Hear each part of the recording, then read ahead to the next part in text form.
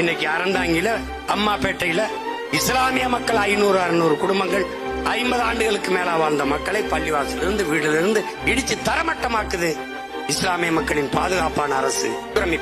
ஆக்கிரமிப்பு இது ஆக்கிரமிச்சுட்டான். ஆக்கிரமிக்கும் போது என்ன பண்ணி ஆக்கிரமிக்கும் போது என்ன செய்து கொண்டிருந்தீர்கள்? இத ஒரு நீதிமன்றமாவது கேள்வி எழுப்பியிருக்கா?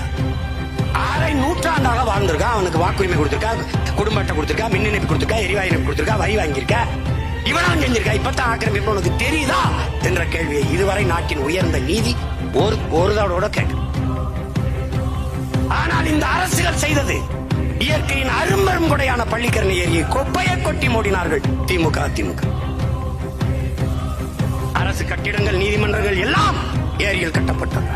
இன்னைக்கு அறந்தாங்கில அம்மாப்பேட்டையில இஸ்லாமிய மக்கள் 500-600 குடும்பங்கள் 50 ஆண்டுகளுக்கு மேல வாழ்ந்த மக்களை பள்ளிவாசலிருந்து வீட்டிலிருந்து இடிச்சு தரமட்டமாக்குது இஸ்லாமிய மக்களின் பாதுகாப்பான அரசு திமுக.